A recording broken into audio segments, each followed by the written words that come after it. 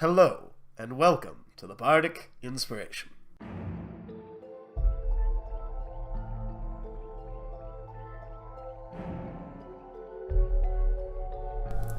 Have you ever been walking next to a river and just staring out into the water see this strange-looking reptilian head pop out and look back at you? And then a second head, and a third. And the next thing you know, 7 ravenous, reptile, dragon-looking heads are moving towards you, swimming through the water, very drastically growing larger and larger. That's right, today we are talking about hydras. Alright. So, as Dan should do, they have 5 heads. They are crocodile body. Yeah, typically most specimens of Hydra have 5 heads. They can have more, they can have less. The main thing, though, that everyone typically knows, especially if you ever seen Hercules, is that Hydras, when one head is destroyed, 2 more grow back to take its place. Hail Hydra. I was thinking Hercules, but that one's a good reference too. So, how do you defeat a creature like that? More If it just grows and grows back. damage it faster, they can grow heads. A lot of damage. So in the monster manual, how is that done? It's 25 or more damage to one head in one single? Not necessarily. You don't target one head, you target the creature as a whole. Oh, okay. And then anytime the Hydra takes 25 or more damage in a single turn, not a round, one single turn, it loses a head, and then 2 more grow back, and it regains health for it. So you don't have to necessarily chop the neck.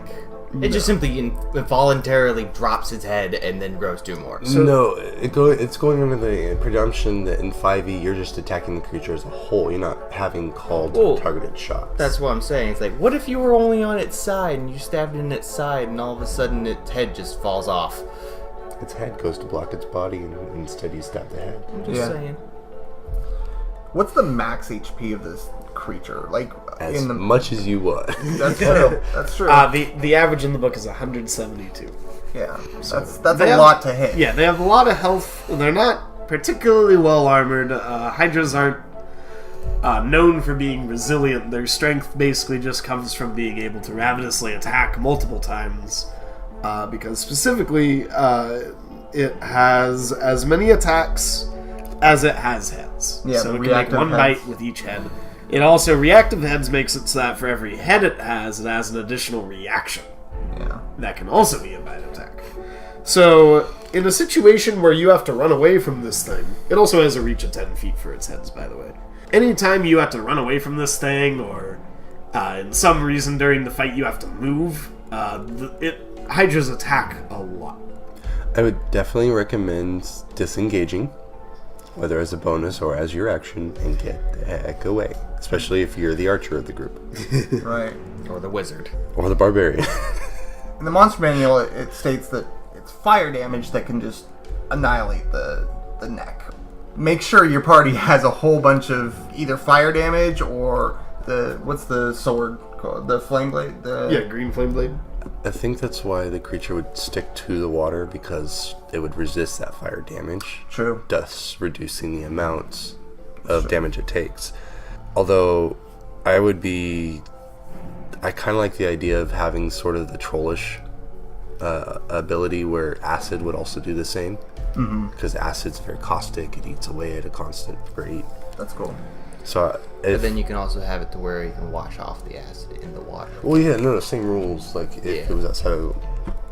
I just like that idea. I'm continuing the thought that if it knew better, it'd dive back in the water, washing off the acid. Yeah. Now, other than like rivers and swamp areas, where would you like find a creature like this? Would you like An exotic aquarium.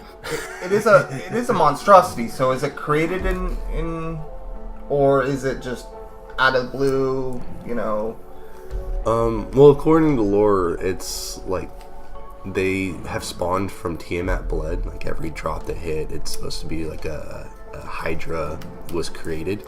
So in the monster manual, it's actually not Tiamat's blood. It was a rival dragon god that Tiamat actually killed, named Lernea, Oh, her sister. and cast her blood across the multiverse. And each drop that fell created many hydras that basically just were filled with a ravenous hunger, similar to Lernera's hatred of Tiamat. Yeah, okay, so... So could they be used against Tiamat's forces? Like, what?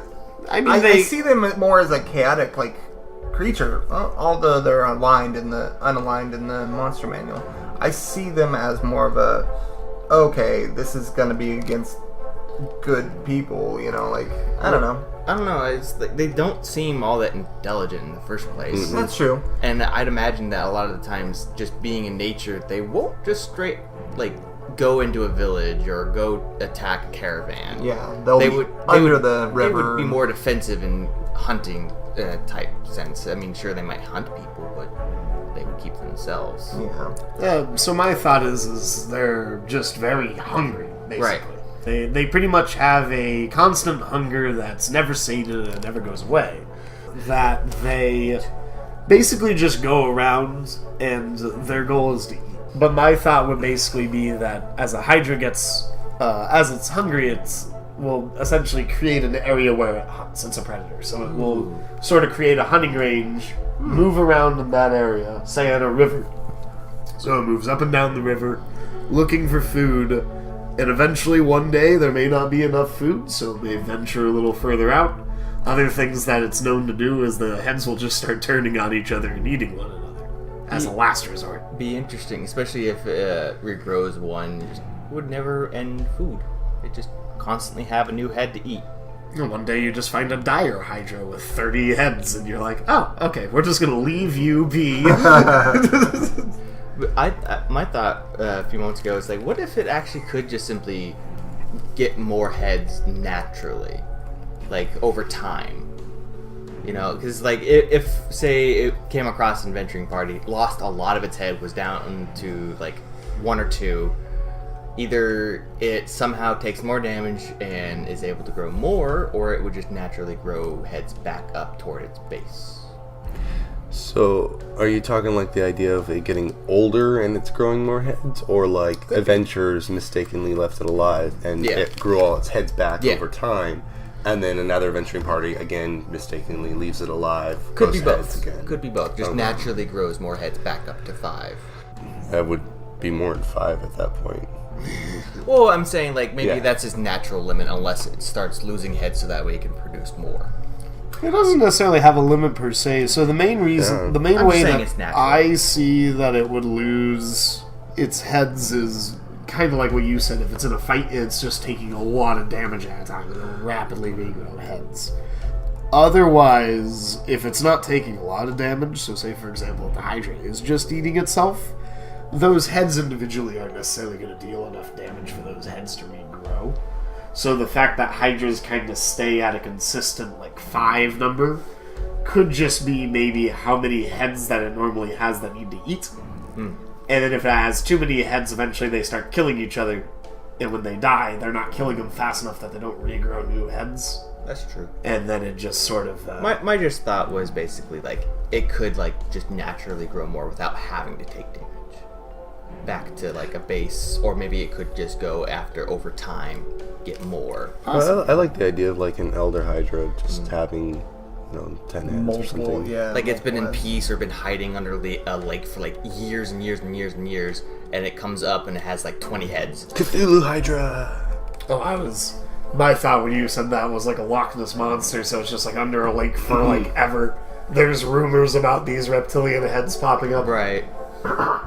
I think it's like multiple, like smaller, like dinosaur-like beings. And then, it's one. And then one day it just like comes out and there's, say for example, in an apocalypse-like situation, there's like 100 heads and it just starts feasting across the lake. It got hungry enough to finally get out of the lake.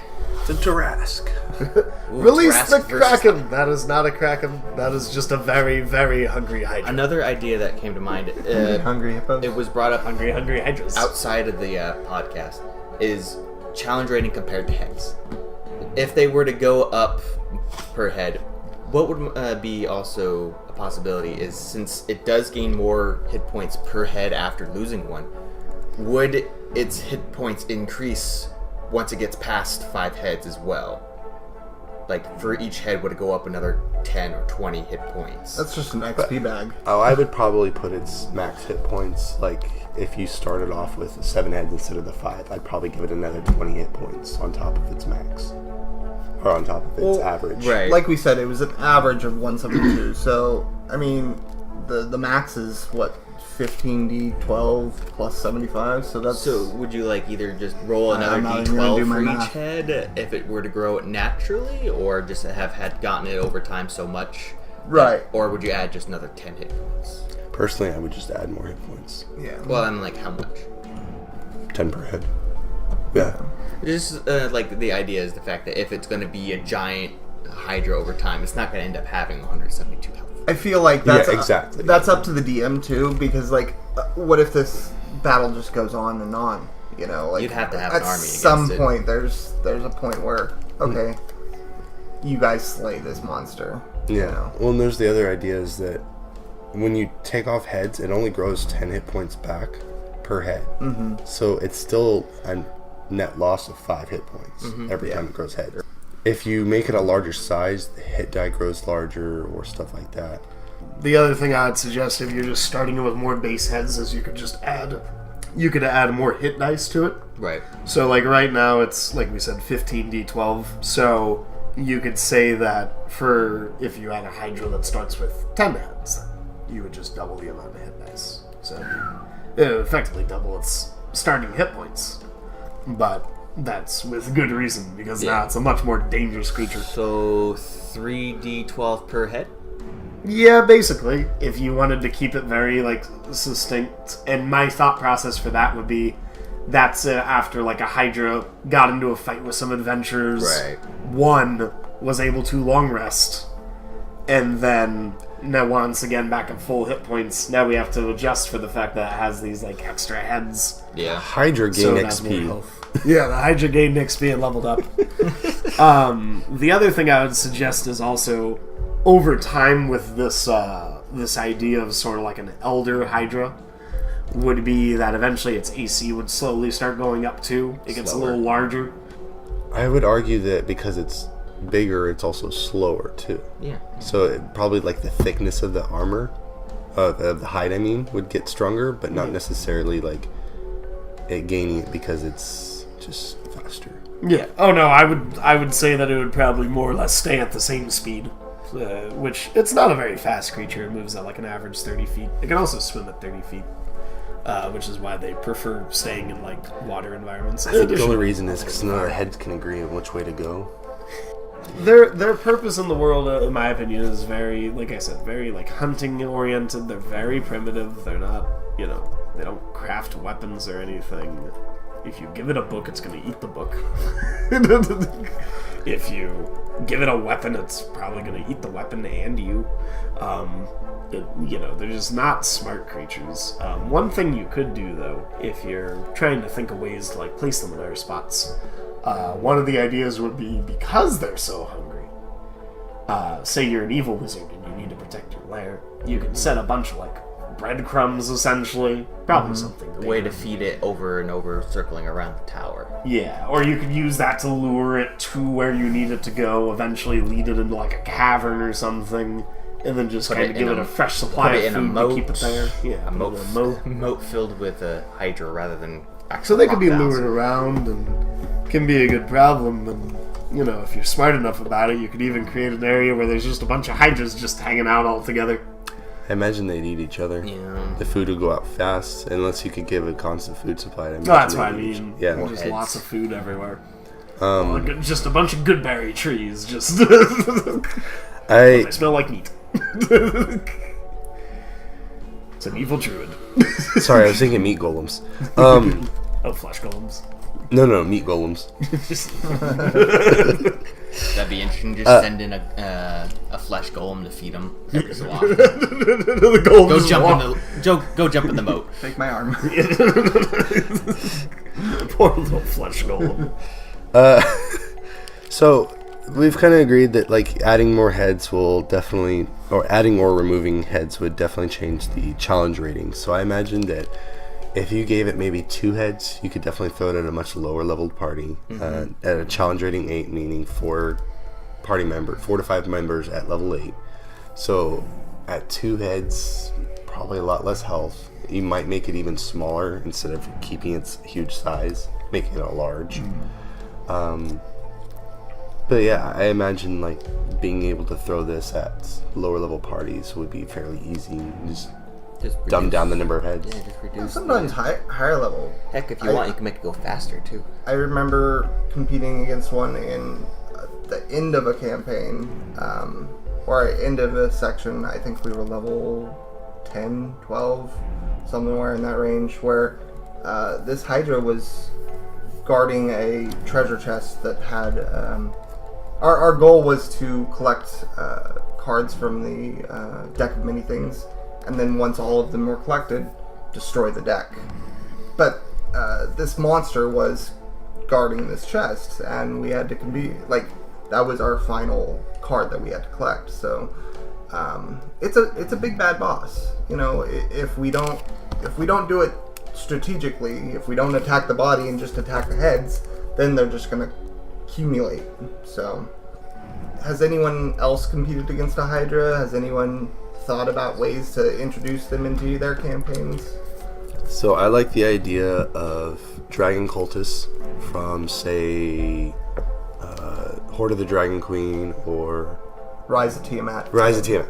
I imagine like having them perform some sort of ritual on an unconscious Hydra and converting it into a half dragon, kind of a Tiamat's image sort of idea, and then giving each head a breath weapon. Just giving them the ability to breathe fire and just kind of that fear effect upon, and just release it on its own. It still has its ravenous hunger. It still has its multiple heads and everything. It just has a very weak breath attack that kind of like Tiamat is coming. See, I was thinking something similar is to have them do like a water breath weapon. Like they were able to kind of like think elephants in the sense that they are able to store and like shoot out water. What about like the dragon turtle? That too. Kind of a steam effect. Yeah. Steam effect, yeah. Now, with that though, would once a head is cut off, would it grow back into 2 like different dragon-like creatures? That's just terrible. That would be scary. Terrifying. It could even start off with like it has the normal 5 heads, kind of like Tiamat. So you have like cold, acid, poison, fire, lightning. And then each time you cut off one of those heads gets chopped off. It grows back 2 more. That same one, or to make it more fun, just 2 different random ones. Yeah. So I like that. I like the idea of the random. I like the idea of both of them. I like the idea of also every time you cut off a head, that head grows back, but the breath weapon is stronger.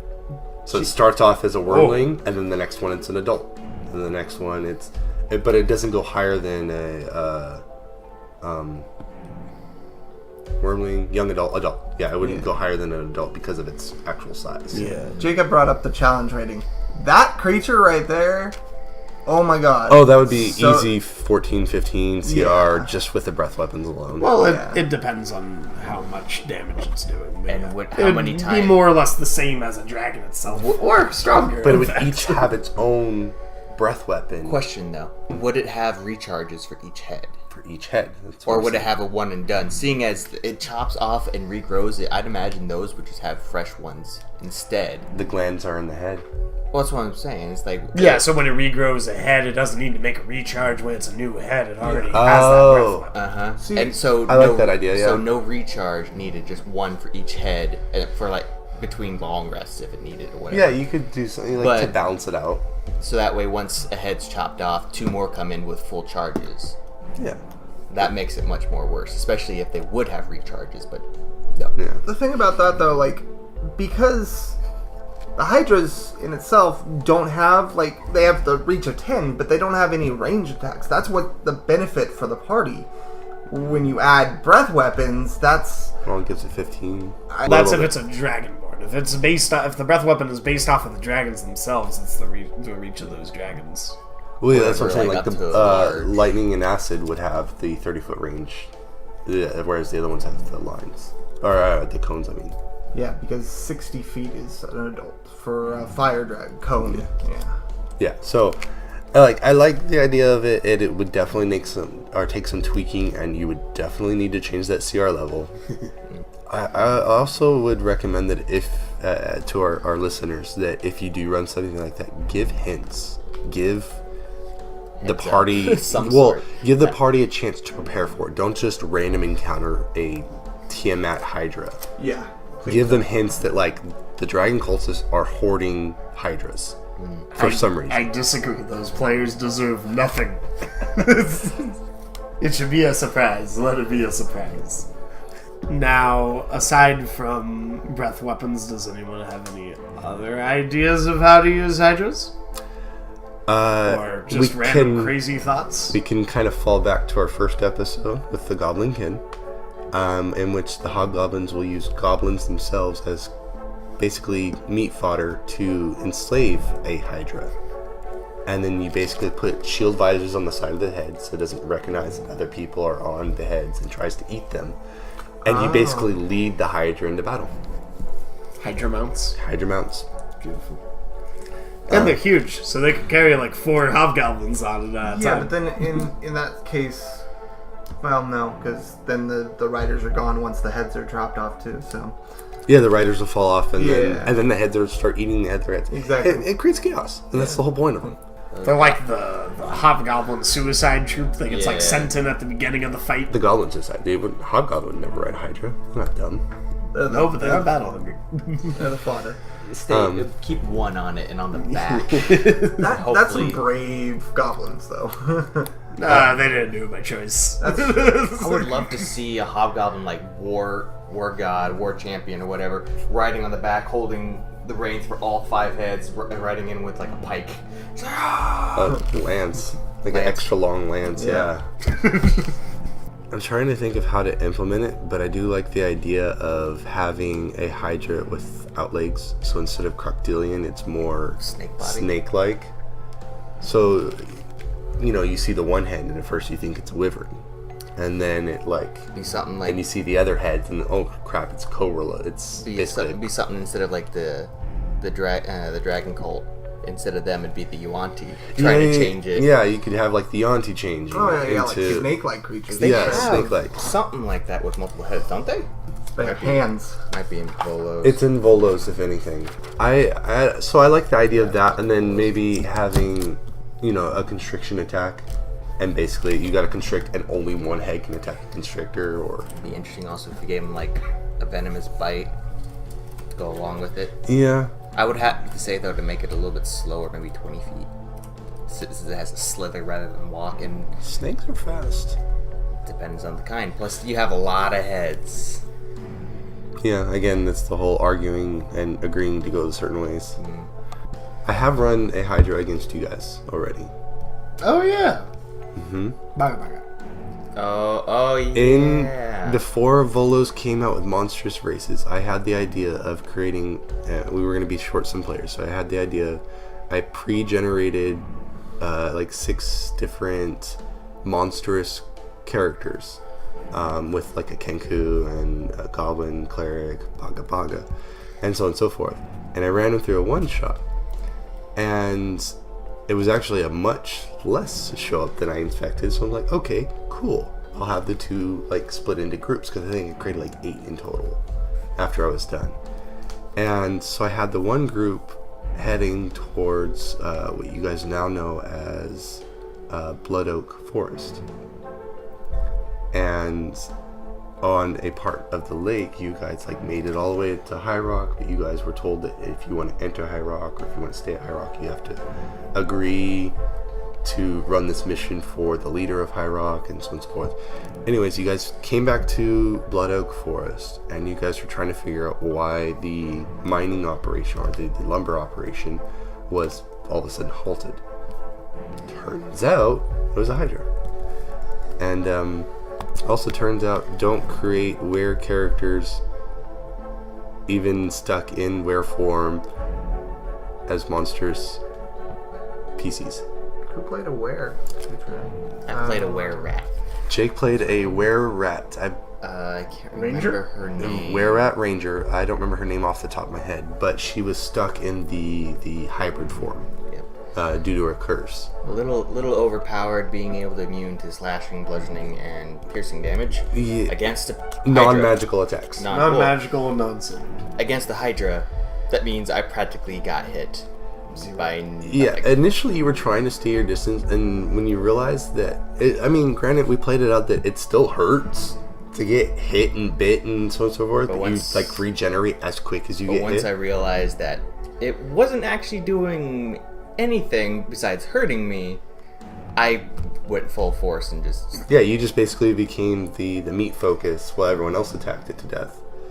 I think Baga Baga went down once or twice. Yeah, he kept getting knocked down because part of the fight became saving Baga Baga, because he was our cleric, and he was the one that was unconscious. I was a death cleric who wanted to die. And I kept saving him. That's hilarious. Didn't let him. The shenanigans of just creating random one-shots are awesome, and for kind of slightly outside the episode here, if you're creating a world, run some one-shots first. Get some world planning done in the process, and have fun. Get to know your players, so on and so forth.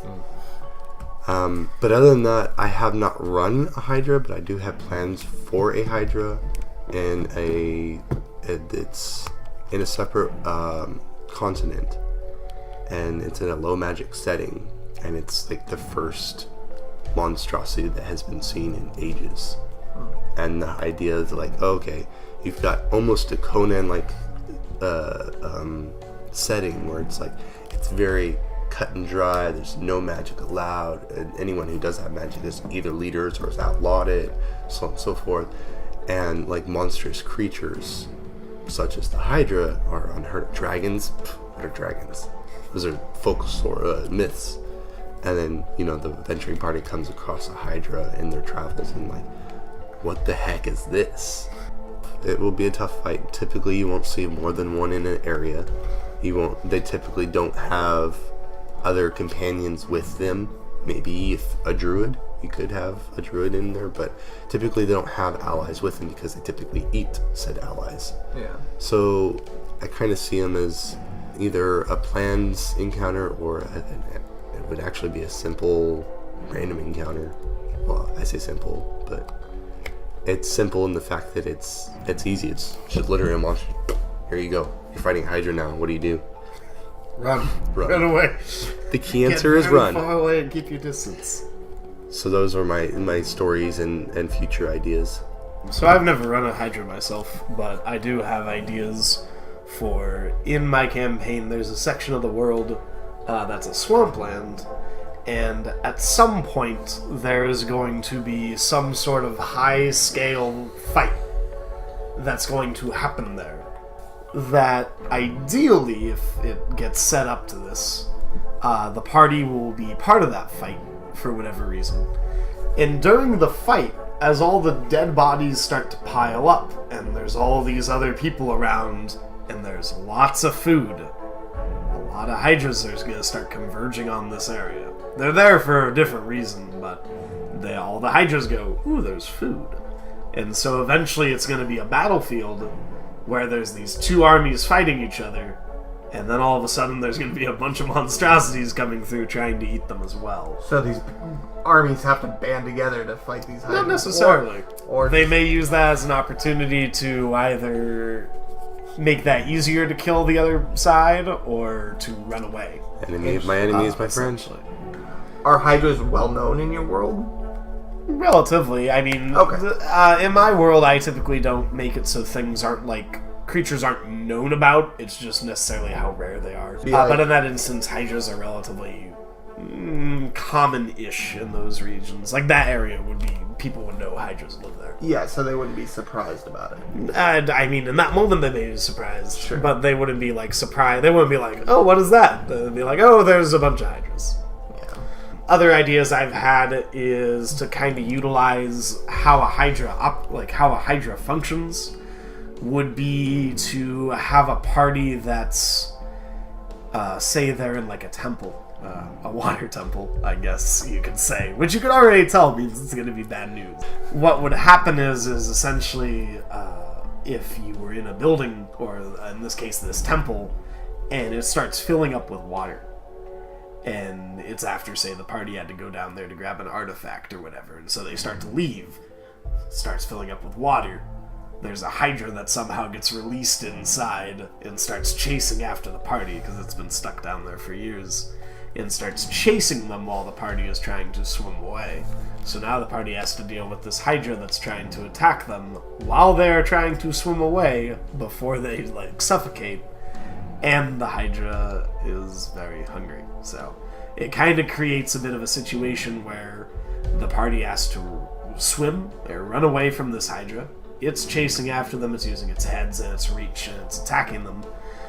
Depending on the party makeup, they may not be able to get away quickly. And so it then becomes a very intense fight, not necessarily because it's a Hydra itself, but because of the water that's growing with it and the fact that they have to run away. It may not necessarily be able to just stand and fight this Hydra. So I just actually came up with another idea. There's the elemental plane of the limbo, the plane of limbo. It's very chaotic. You can warp things with your mind. I was kind of thinking the idea of like a pseudo Hydra, where it's just a blob with heads, and like they don't even look crocodile heads, but like using that stat block of the Hydra with this blob of heads, and just randomly attacks. I was like, okay, that's kind of a weird idea. Or it doesn't even have to be limbo. It could be anywhere with like a wild magic surge, like a zone or stuff like that. Tiamat's stats, I've never seen them myself, but I imagine they're similar to a Hydra, where they have the reactive attacks, they have the 5 different heads that each have their own actions, so on and so forth. So I know they're out there. I know they're in Rise of Tiamat, but I haven't specifically looked. I know that she's a CR30. Yeah, she's an in-game character. Yeah. I'm all wrapped up out of ideas for Hydras. You guys have anything else? No. Nah. Let's eat our ways out of this one. Thanks for listening, and until next time.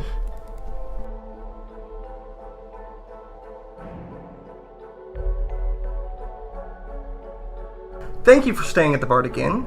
If you would like to hear more, we will be uploading new content Thursdays at noon PST on iTunes, YouTube, Castbox, and Podbean. If you have any recommendations on future content, you can leave a comment on these various platforms, or you can contact us on Twitter at the Bardic Inn, or on Facebook at facebook.com/Bardic Inn. We're your local bards. Daniel, Andrew. Dan, And Jake. be inspired.